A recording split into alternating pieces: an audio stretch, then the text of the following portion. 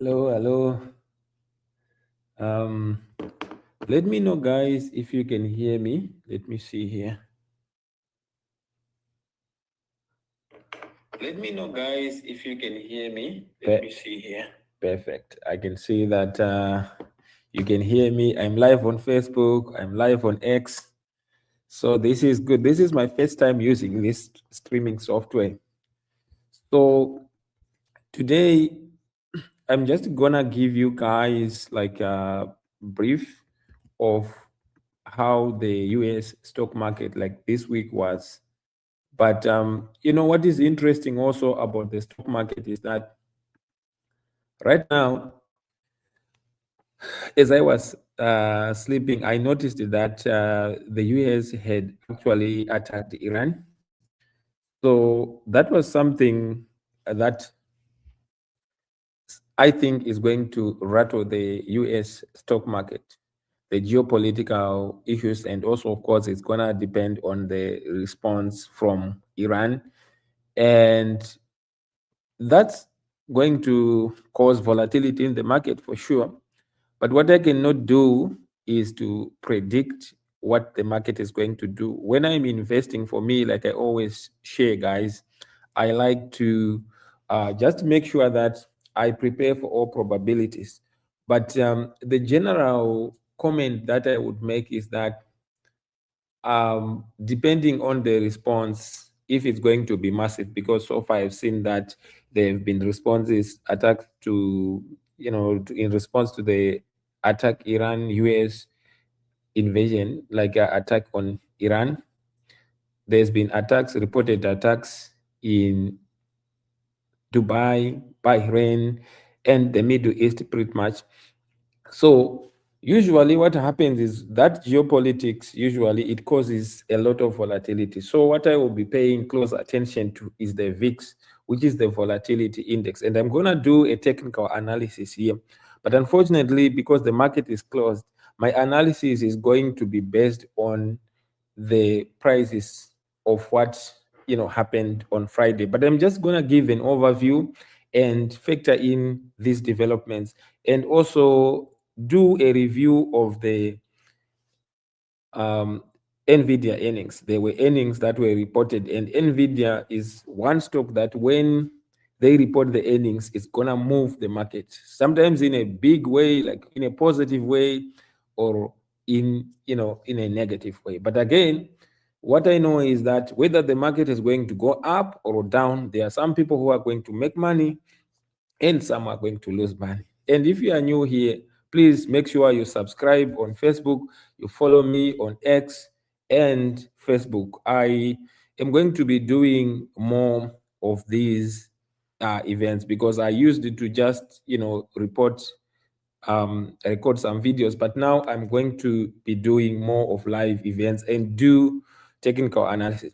I'm also going to be sharing with you everything that I share here is not supposed to be taken as investment advice. Remember, investing comes with risks, but what I'm going to be sharing with you is technical analysis. But actually, all the stocks that I track and that are on my watch list are the stocks that I actually have done research on.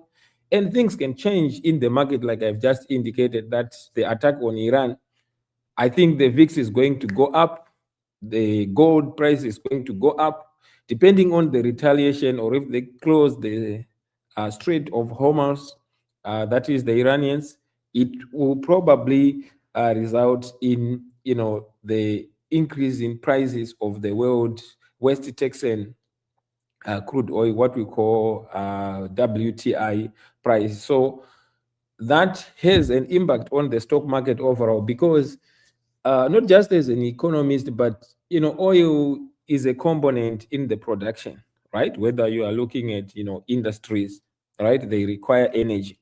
So that's going to most likely, depending on how this is going to escalate. Again, when I'm investing, I'm looking for fundamentally strong companies, right?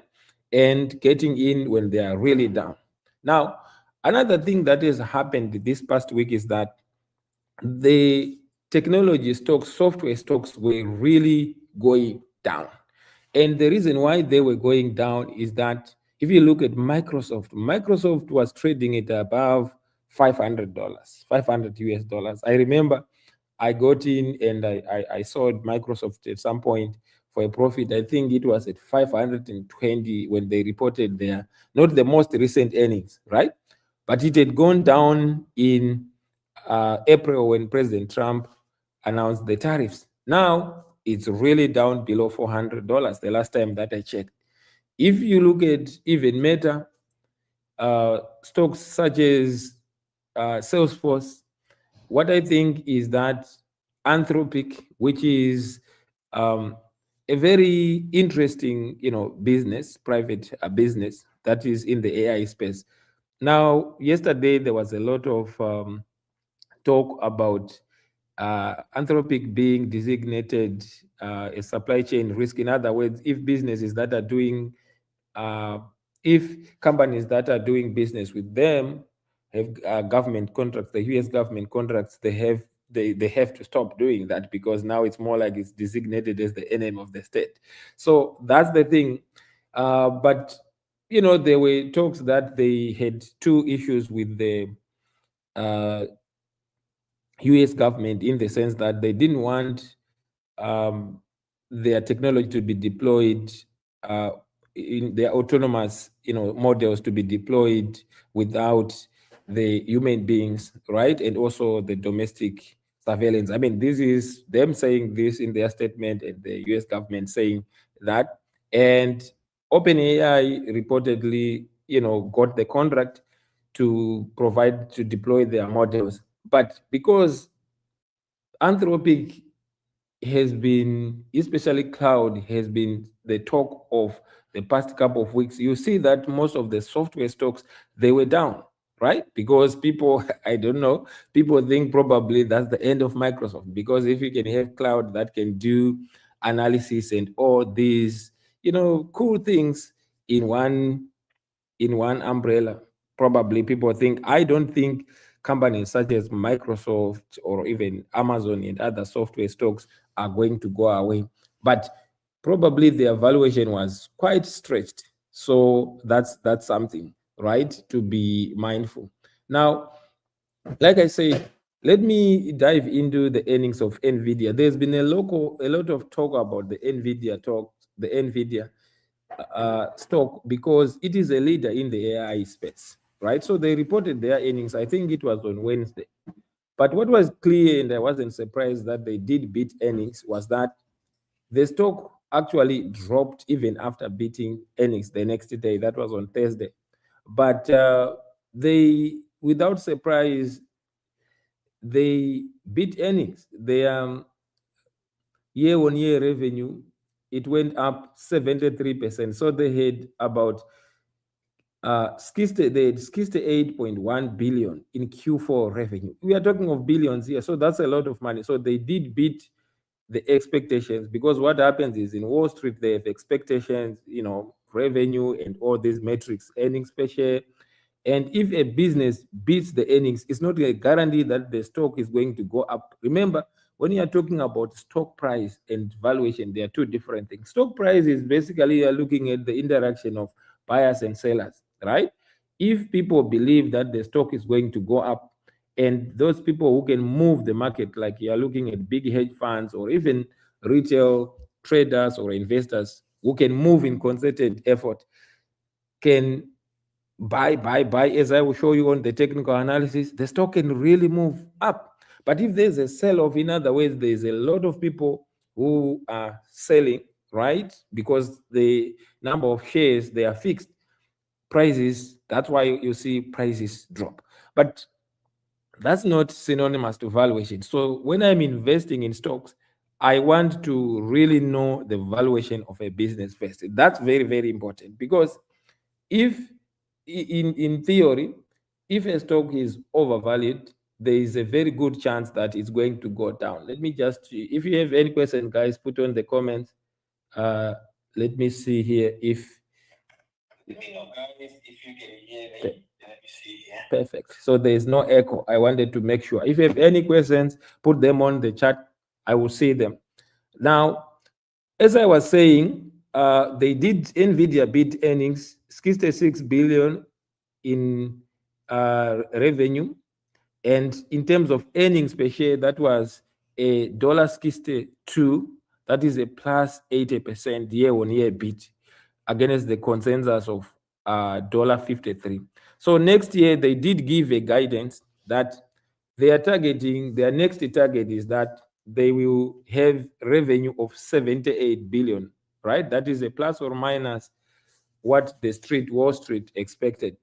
So the key thing when I am investing is that I don't own any shares of NVIDIA, but I have some ETFs that have exposure to NVIDIA.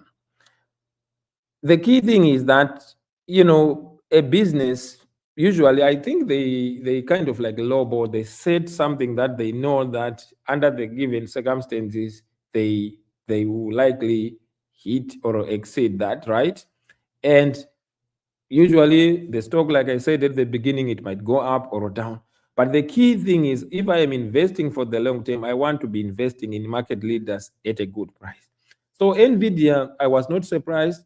This was a massive beat, and they did raise, their guidance, but the numbers were also exceptional. And this quarter was so strong in terms of the data center revenues, which was around 62.3 billion, right? Which was a 75% year-on-year growth. And if you look at the AI infrastructure build out cloud providers such as enterprise AI adoption, or the chips such as Empire and Hopper, this was also something that was sold out. So if I'm looking at a business, is there a demand because they are data centers? And if you look at most stocks, as I will show you on the technical analysis, there are a lot of stocks, and any stock that I mention here is not investment advice. I'm going to share with you what I'm doing, how I've been making money, but always remember that there are risks that are involved in investing, trading. You must always manage your risk and make sure that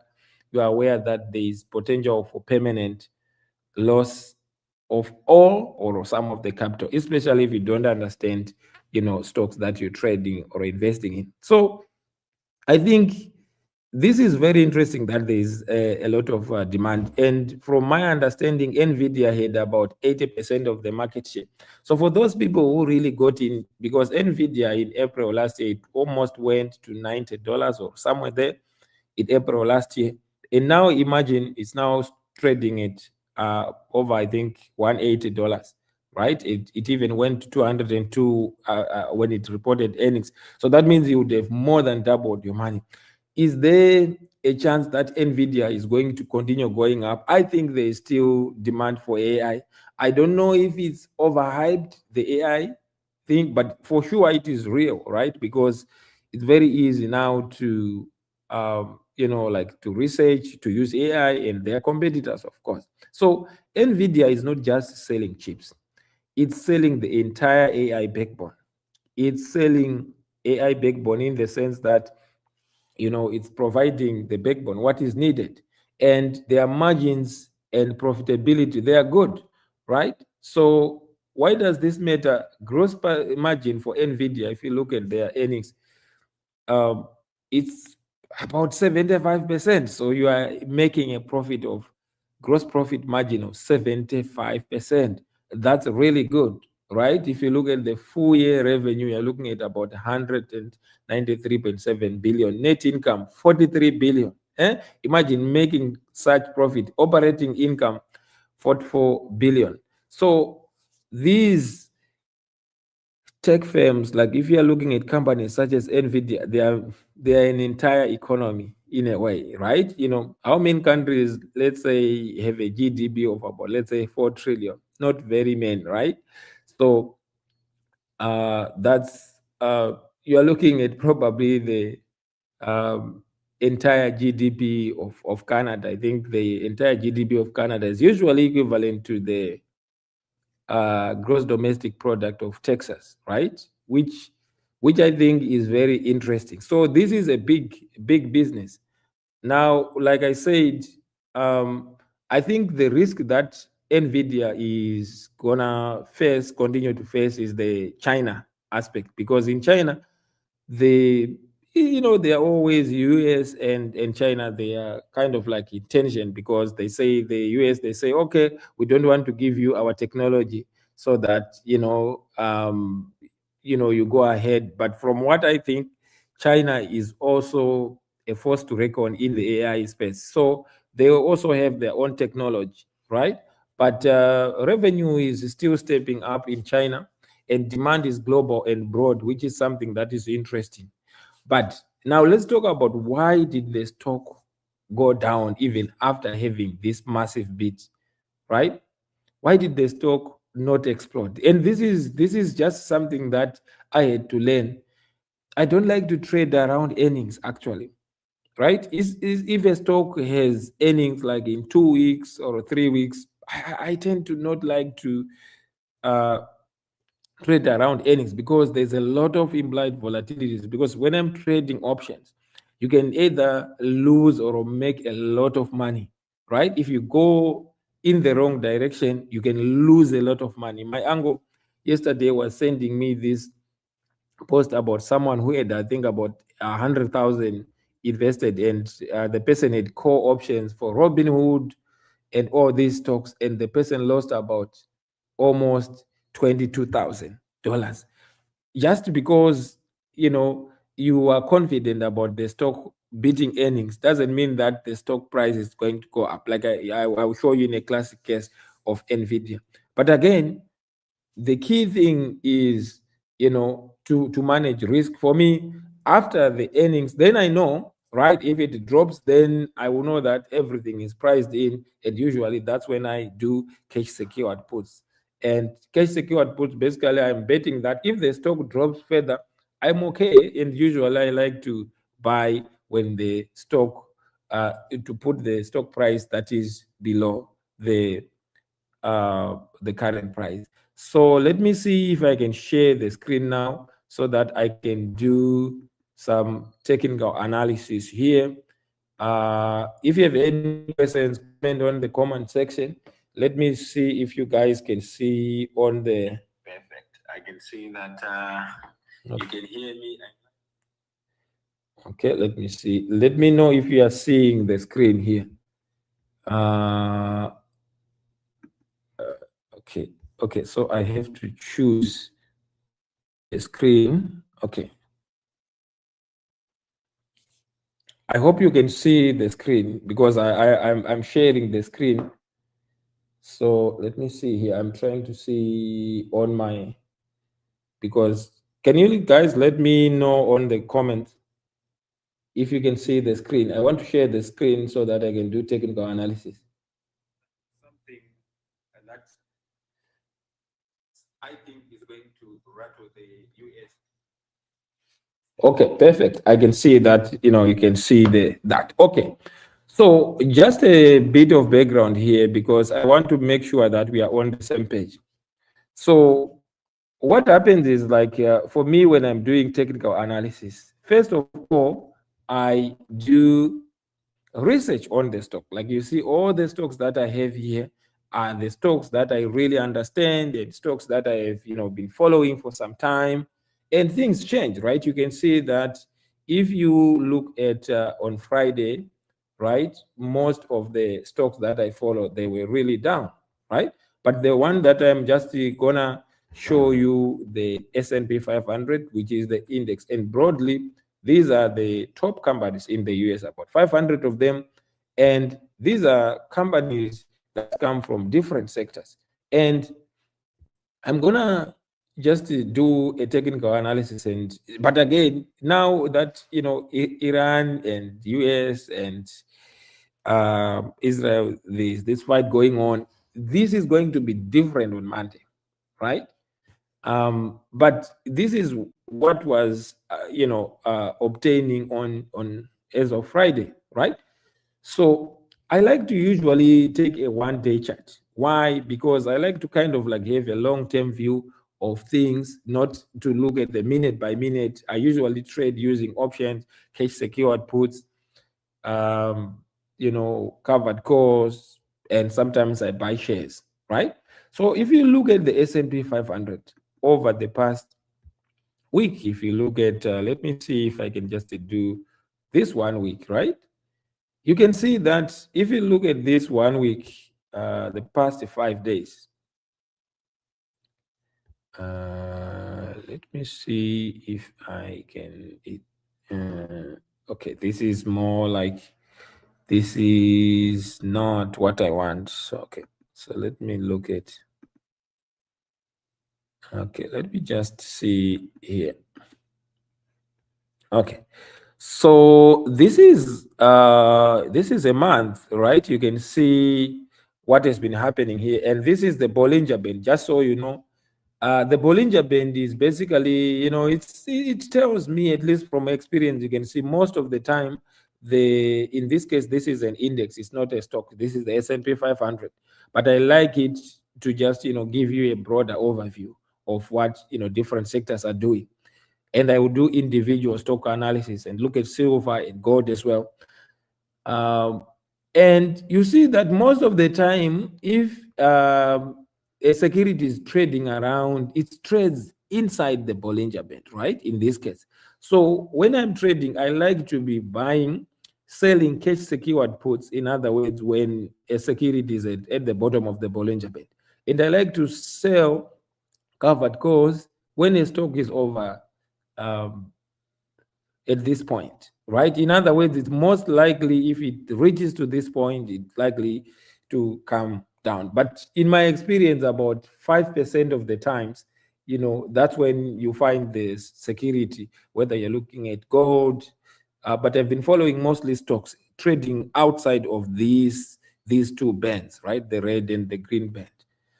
Now, this is the S&P 500. If you look at it, it really went down. This was on 26 February, right? And this is a 30-minute chart.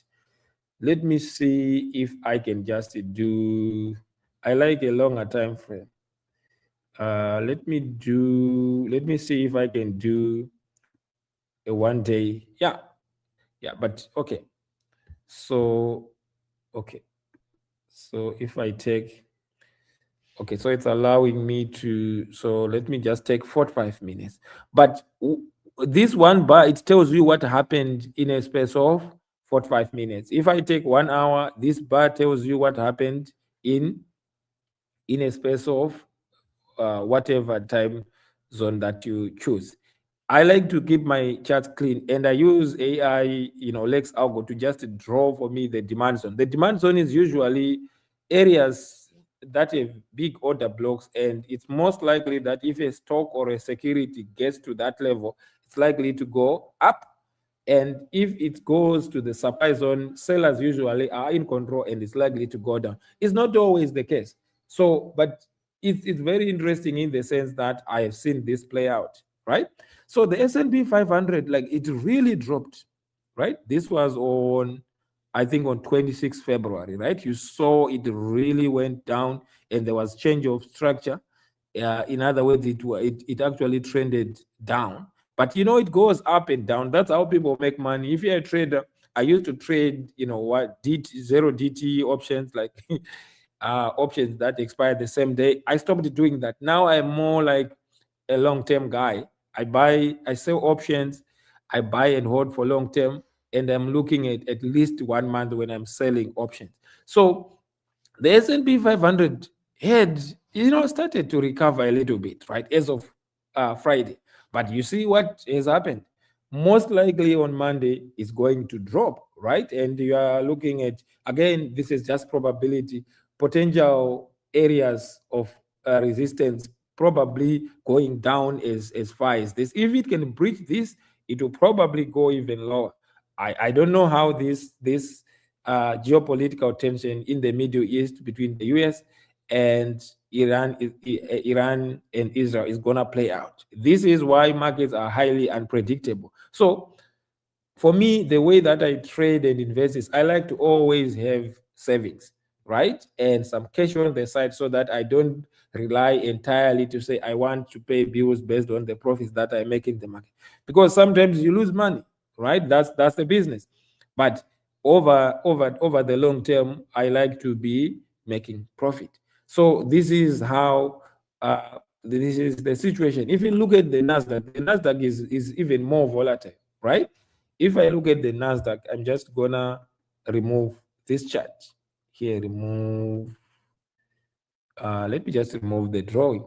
So if we look at the NASDAQ, it sort of like follows the same pattern as the S&P 500, but the NASDAQ is more of like, you know, that's where most technology stocks they are listed, right? So you see that it also had a similar drop, right? But it had started to recover. If you look at this chart, right? Again, okay. How long? Probably, let me say 15 minutes. Okay, thank you. Yeah.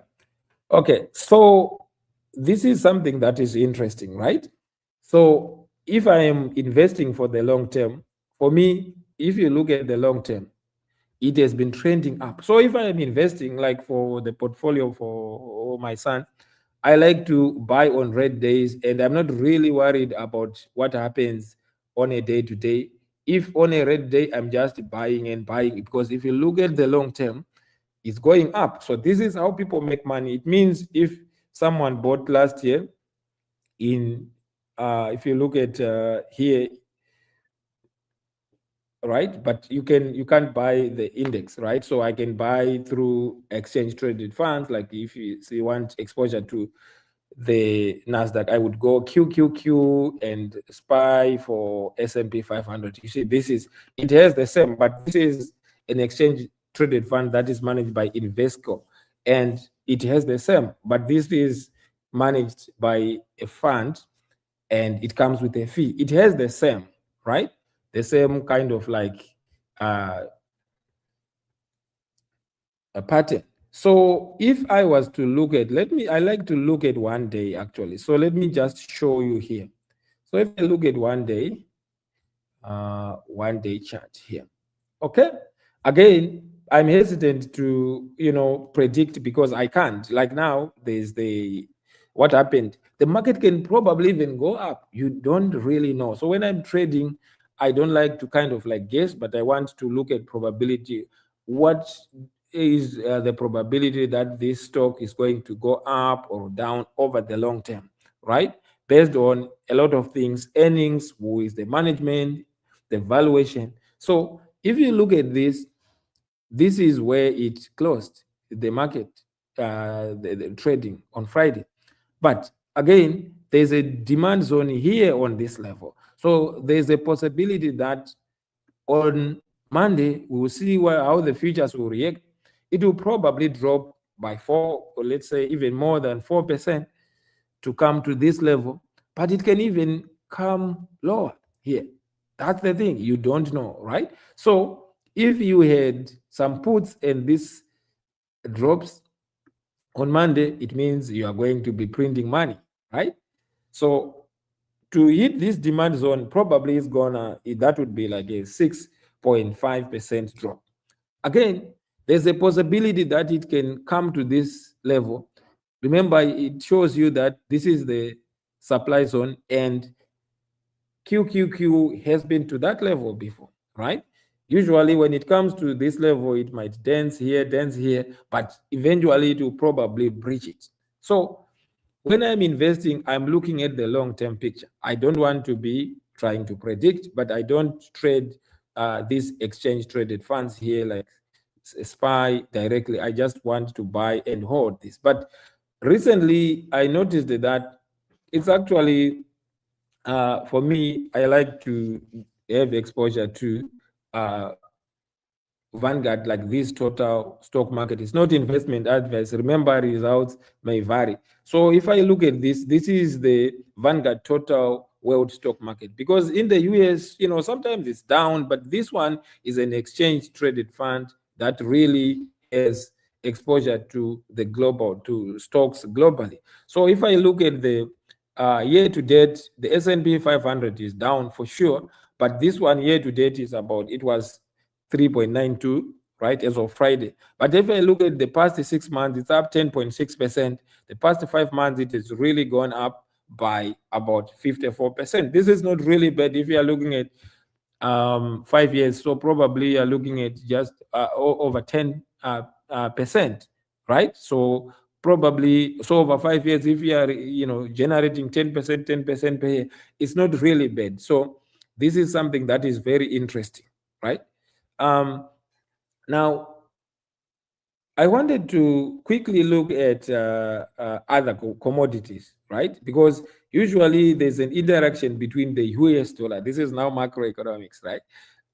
If you look at commodities like US dollars, people tend to, like what happened right now, people tend to move away from, like they're looking for opportunities. They are moving away from risk assets. They want risk-free. Usually, sometimes people go to treasury bills, which used to be considered safe. They're probably still safe. But I like to look at the US dollar. So some go on currencies. Rich people, what they do, they have, they invest across different asset classes. So some they will have currencies. Currencies, you have to do them in pairs. So I like to look at DXY, right? I'm looking for DXY here, right?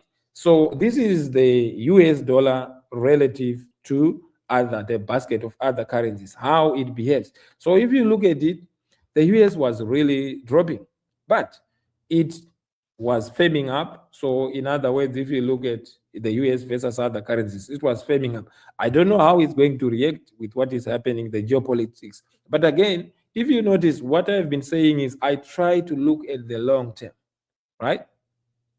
I try to look at the long term, right?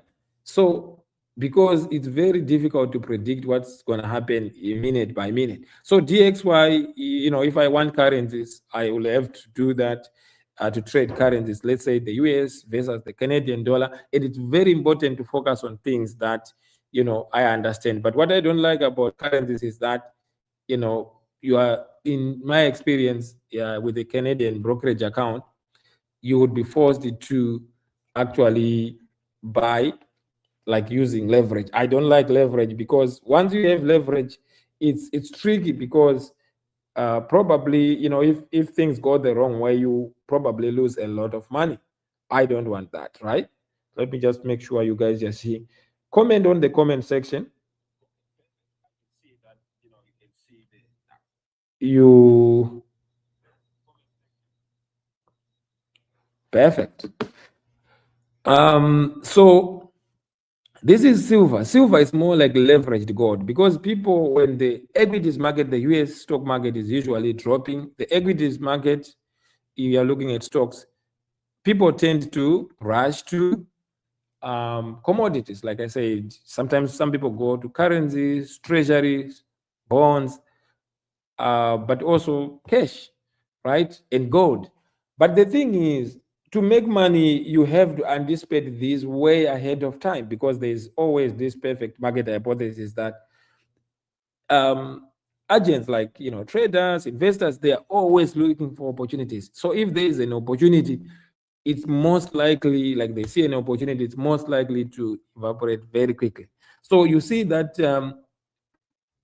silver, it went as far as that level. This is an ETF that tracks silver. So, but it also went down to this level. So it had like 48%. It went up and it went down 48%. So if you had 100,000, that means 50, you would still have like 52,000 if you panicked and sold. But again, that is if you got in a top. That's why I always want to avoid buying on when a stock is or a security is at the Bollinger Band on top of this. I like to be buying at this level, right? So now with what is happening, but this is more like leveraged gold. Gold, I like to look at GLD. If I look at gold, right, the market is closed. But if you look at the CFD, certificate of differences, this was on Friday, it went up by almost 2%, right? But I would play gold using an ETF, called GLD. I'm not playing gold, right? Because I believe it has been overstretched. But you see, it came almost to this level, but it went up. It was really, this was a one day, woohoo, it went up. This is very volatile. So if you look at this kind of like play, yeah, if you panic, if you are someone who don't understand what you are doing, you probably check your account and see this volatility and sell in panic. So this was like a 10% move, right? I think this is okay. It was more like a 9% move. So how do I play gold if I wanted to play gold? So usually I like to trade stocks, like securities when they are below this level, right? The blue line. But this is the best if it comes to this. But the thing is, like, a lot of institutional investors, if you're looking at companies such as BlackRock, Vanguard, these companies, and even central banks, they are buying a lot of gold as a safe measure, right? And it has been going up and up because remember, what happens is like it's just a demand and supply. That's all, right? That's all you need to know. Demand and supply. If there are more buyers than relative to sellers, then it means the price is likely to go up if the shares for that security are fixed. Then if there are more sellers, the price is going to go down. It's as simple as that. So at the end of the day, when I'm investing, I like to understand the things that I trade. So I'm not trading gold, right? But I understand how it moves. I've been monitoring it. Silver is also highly leveraged, but I play individual stocks. So depending on the day and also the other factors, such as the economic indicators, I'm looking at inflation, what I think, but more importantly, this is after I have done analysis. So stocks that I've been trading include United Health. This is a big insurance business in the US, but they've had issues with the claims, the litigation that happened, and their CEO was unfortunately shot. May so rest in peace. Guys, make sure you subscribe and you follow me for more. But the way that I would play, when I'm doing cash secured puts, I don't like to trade to sell cash secured puts when it's down. Because if I'm looking at United Health, people need health. Like they have to go to the hospital. They need healthcare. So these are stocks that I play, but there are some risks, there are some structural issues that they have to address.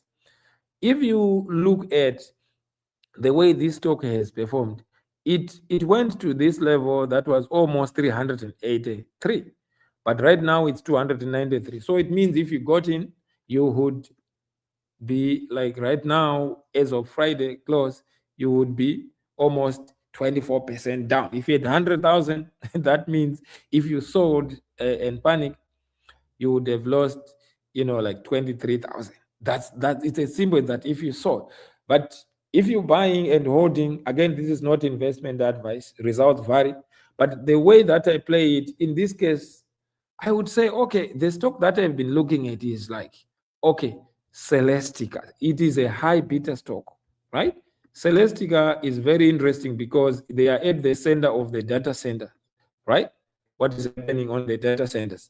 So if I look at this stock is very volatile. It's a high beta stock. The last time that I looked at it, it is about 1.4. So it means it is very volatile. You can see it goes up and down. And that's what I want because I sell options. But if you look at 1 year, right, it has retained about 138%. But it's a Canadian company. What do they do, right? Let's see what they do. For those who don't know, it's at the center of what is happening in the AI space.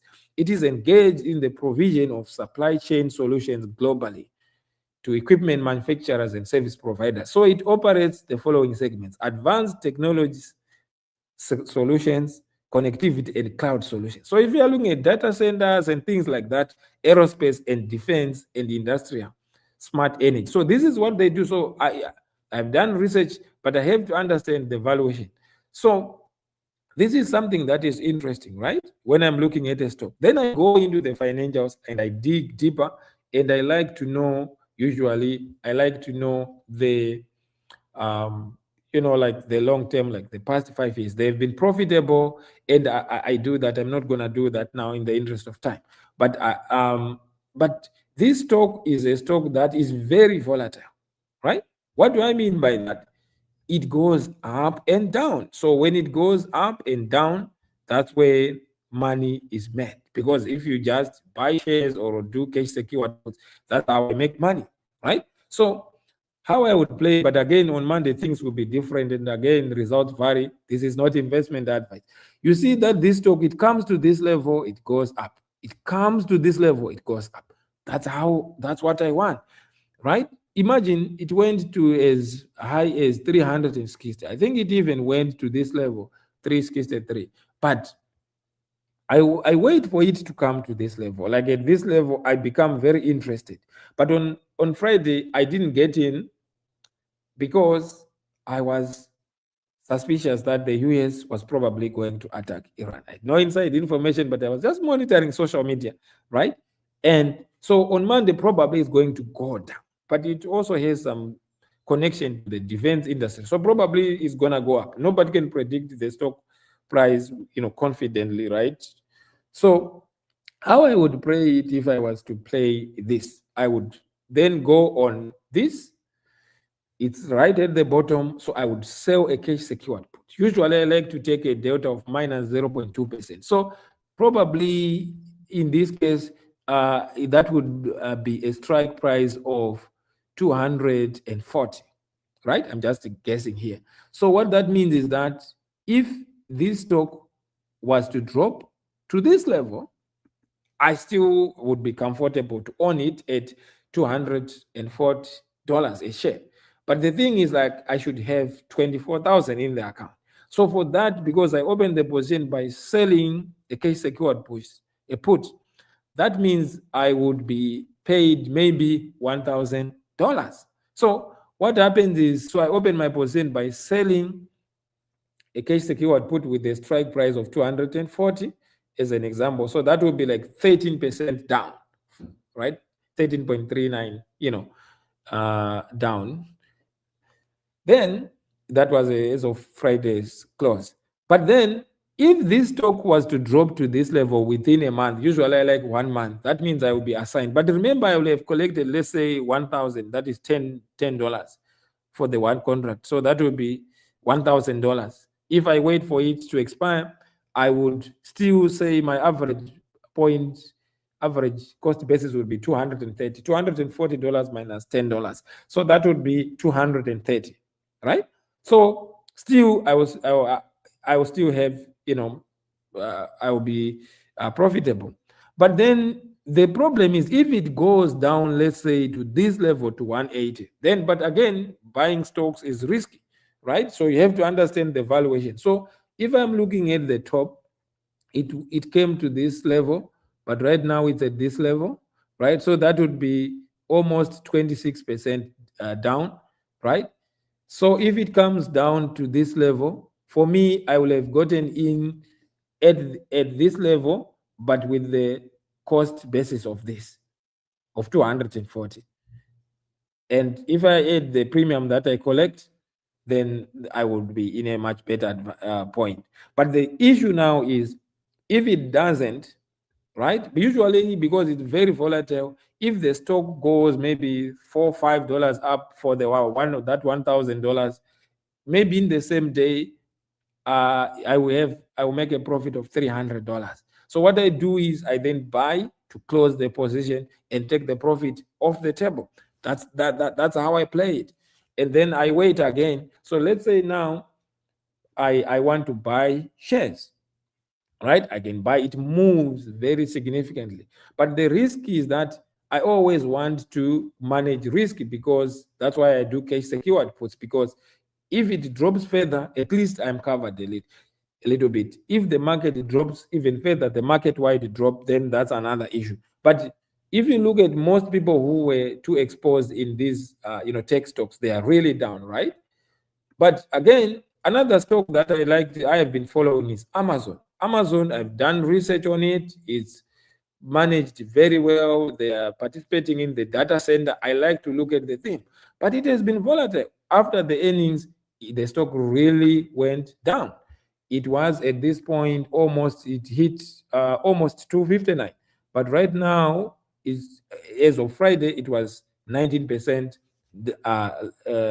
down from the peak, right? So just in the interest of full disclosure, I own a few shares for in one of my accounts, but this is not investment advice, right? But the thing is, this one I like to hold for long term, right? Some shares. But if I wanted to play this, I wouldn't play when it's green like this. A day like this, that's when I would, look for a stock that is down. So you see, this one, it doesn't meet my checklist, even though it's 61 days to earnings. I don't like to play close to earnings, but I want it to come down here. So at this point, I would pass on this on Amazon because it's green. The premium is not that great, right? For Meta, it has been going up and down, but it's not below the Bollinger Band. So what would be the stock that I would play here? You see, NVIDIA is good. Like, it really went down, right? So if I was to do this, I would probably take a 1 month out. But again, this was for Friday's close. And Friday was my birthday, by the way, guys. Wish me happy birthday. So I would probably maybe take a strike price, let's say, of 165. I don't know what delta is. Delta is basically, for me, it tells me the probability of me being assigned. So if it's minus 0.2, it means I have about 20% chance of being assigned. So if I want to be aggressive, I would go right in the money and write a cash secured put, sell a cash secured put at this price. But then I would likely maybe get 1,000 in premium, right? So that's about $10, right, in premium if I hold it for that 1 month, or if it closes below my strike price. But so that's what I do if I want to buy money. But the catch is, you should have money that is equivalent. Let's say if you take the strike price of 170, you should have 17,000 US dollars in that account, right? So that is how I trade, guys. And once I am assigned, I can then write covered calls. In other words, sell covered calls. So what I do is, like, the point is I am trying to make here is, I don't really care much. I mean, I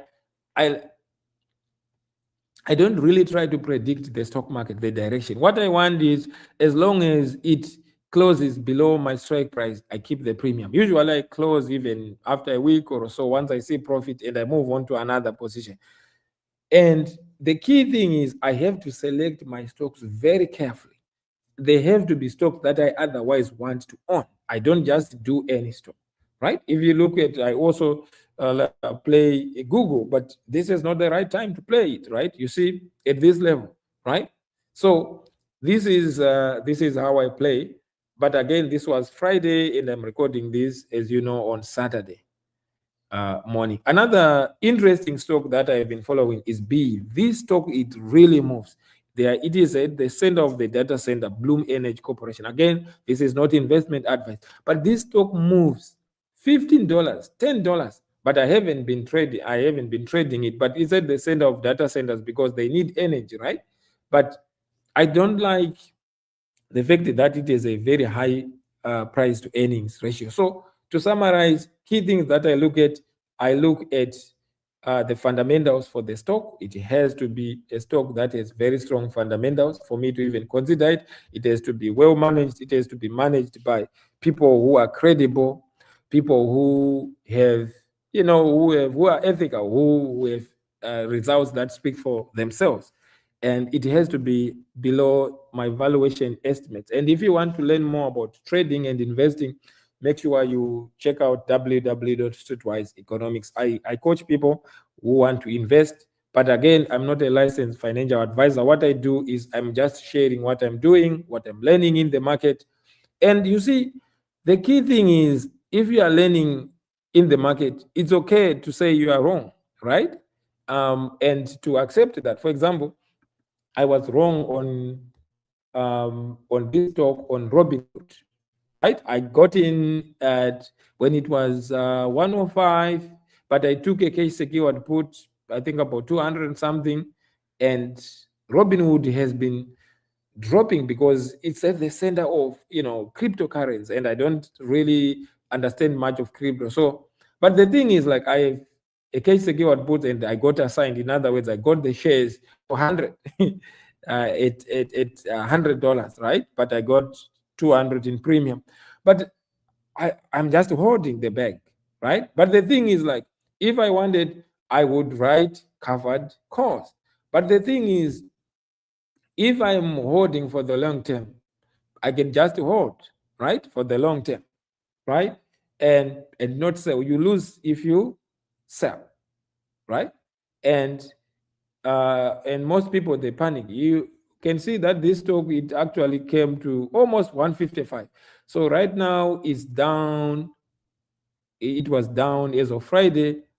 That is almost 51%. Can you imagine if you had 100,000? It means 50,000 would be gone if you sell, right? But again, this is investing. What I always say is that you should win more than you lose. So you win some, you lose some. But the thing is, you really have to understand what you are trading. Another stock that has been interesting is Conning. It's at the center of also what is happening, data centers, right? And right now it's overstretched. I wouldn't even touch this stock, because what happens is, like, usually when a stock is at this, historically, from my technical analysis, it usually comes down. You see, it comes to this level, it comes down. But with this stock, because what is happening, I could be wrong, is that there has been a structural change in the business. Now they are doing at the center of data centers and stuff, and this is a theme that is actually hot. So probably it will continue to go up, but I don't like to chase stocks, right? I like to let them come down, and then if I'm buying, shares gradually, or I do cash secured puts, right? Because at the end of the day, what I want to be doing is I want to own wonderful businesses, wonderful companies, stocks that I can own for the long term.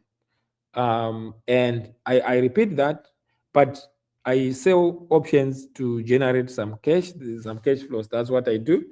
But at the same time, with options, you really have to understand them. You really have to understand them, their parameters. Like, you really have to understand how they work, puts and core options. And so, in summary, what are the things that I'm going to be looking at? Again, on Monday, I will have a very open mind. If the market, I will see the futures. Usually, the market, it opens at 6:30 Pacific Standard Time, and I will go on the checklist and see, out of these stocks, which stocks, are really down, right? And probably I'm gonna do cash secured puts. I don't know which stock, because on Monday it's gonna be different, depending on the geopolitics.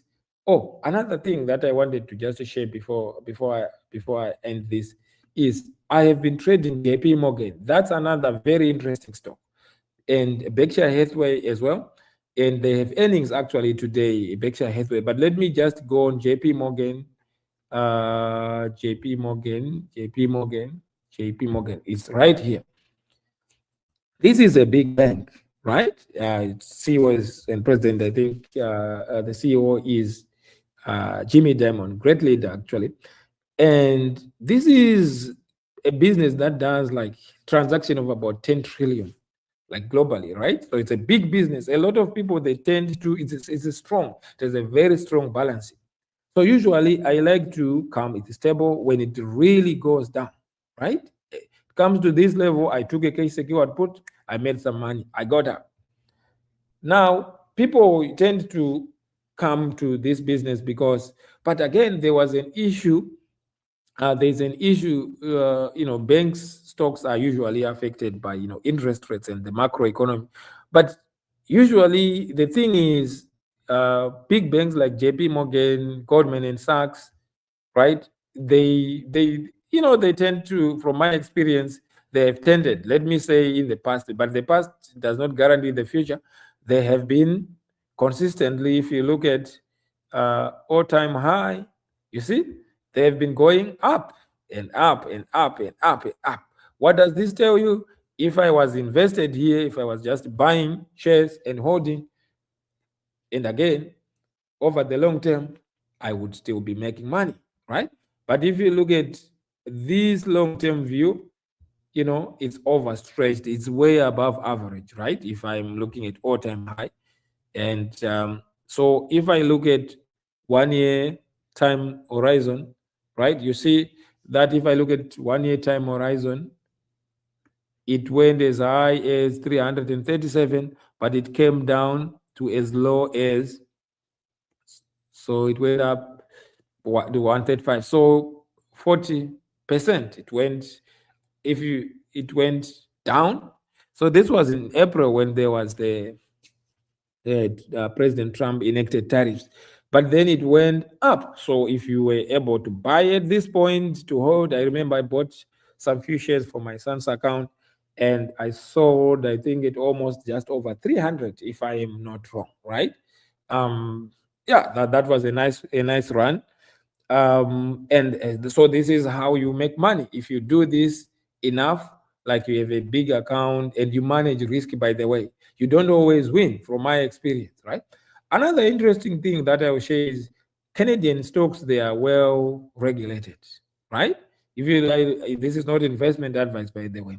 If you look at Bank of Nova Scotia, TD was affected by a scandal at some point, but these are some good businesses, right? If you look at it, they tend to also give shareholders dividends. And Netflix, well, it really went up because their deal with Warner Brothers, they buckled out. They wanted, you know, to buy Warner Brothers. It's a big business.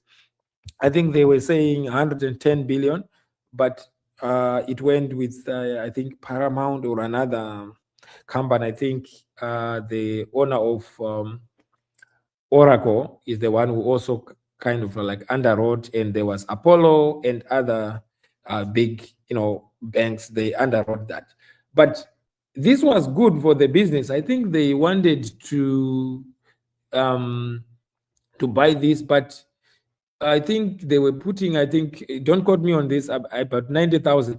But because they canceled the deal, it means it's a boost on the free cash flow. That means that money is going to be there. But Netflix is a very interesting thing. Think of it, each time that you are watching a movie, right? That's, you know, it's money that is there if you're paying subscription. So that's another thing, right? If you look at this, after this deal, it went up almost 14%, right? So if you had a case secured put, you would have made some money if you had some shares. But the thing is, if you look at from the top, it was really going down. This is what happened. They have a very strong balance sheet, but at some point, this was a strong low. So it has gone down by 74%. Really? Let me see. This is interesting. Over like 1 year. But the thing is, with Netflix, they did share splits. I think that might be another factor. But when I look at it, this stock, that's why you shouldn't chase stocks. If it comes to this level and you chase, that's not the best time to buy. You see, in 1 day, it really, okay, this is a week time. Let me just put 1 day. In 1 day, it really moved like this much, right? Like you can see here, it moved 14%. That was on Friday. But once it came to this point, like I was showing you guys, again, this is not investment advice. It really started to go up, and you can see there's change of structure. Right now, it's on an uptrend. Buyers are in control. So this is how you make money. But there was a risk that this stock was probably going to continue. Let me see. Yeah, this is, I would get a better demand zone if I go a longer time frame. There was a risk that the stock was going to continue going down, but they have a lot of cash, these guys. So they ended the deal, the potential merger with Warner Brothers. So that was it. So guys, I have to end this, but thank you so much. Yeah, please. Yeah, do your job. I'm in our gym, and I didn't want to wake up my family, so I had to just come here. So that was 1 hour of Randy. Guys, make sure you follow me, you subscribe. I think I'm gonna be doing more of these analysis because I want to bring value and just share with you guys what I'm thinking, what I'm doing, wins or losses. But the key thing from my experience has been that in the markets, you really have to manage risk. What I do is I always tell my clients that I coach to say, never trade or invest money that you want to use for short term for your living expenses. Always make sure that, because people lose money because the stocks go up and down anytime. That's how people make money. If it goes up, you are betting that it's going to go up. You have an option, and I don't do naked options now. I've learned my lesson because there's a lot of decay. So I like to buy shares and do cash secured puts, right? And covered calls only. That's what I do, because what I've learned is that if you do naked options, there is a lot of decay. So you have to be hoping and praying that the stock goes in your favor. If it doesn't, still the decay, it can potentially go to zero, right? And that has happened to me a few times. So you learn, as I started participating in the stock market, I learned that being slow and kind of like managing risk is very key. It's very easy to think like, oh, I can buy this stock and it's gonna go up to this level. Honestly, you don't know, right? And unless you have insider information, which is illegal. So, guys, thank you so much for tuning in. I'm gonna do this again on Saturday, and probably I'm gonna do more analysis, like more live videos like this. Now that I have a software that I'm using here that allows me to share. That was the other challenge, because I really wanted to share technical analysis, or if I have some notes and something that I want to share, but I didn't know that you could use a streaming software. And I think at this point, this is also streaming. I can see there are 13 people. These people who are following, they're following me on X. So I'm live streaming on 3 platforms, right? So which I think is good, at least, right? One go, I'm just doing analysis once, and it's live streamed on 3 different platforms. So guys, thank you so much for tuning in. Make sure you can follow me if you want to learn more, and if you have any questions, leave the comments on the comment section, and I will be sure to attend to the questions. Thank you so much for tuning in. I hope you are staying safe and you are making money. Thank you again, and bye-bye for now. I will see you in the next one on Saturday, but during the week, I will probably do another live if I have time, for sure, or if I see something that is really interesting. I think on Monday it might be an interesting day to do a live and show you what I was talking about, because with these geopolitical tensions, yeah, that would be cool to see, right? How the market will be. I will see for sure on Sunday. And thank you so much for your time. I don't take it lightly. Bye for now. I will see you in the next one.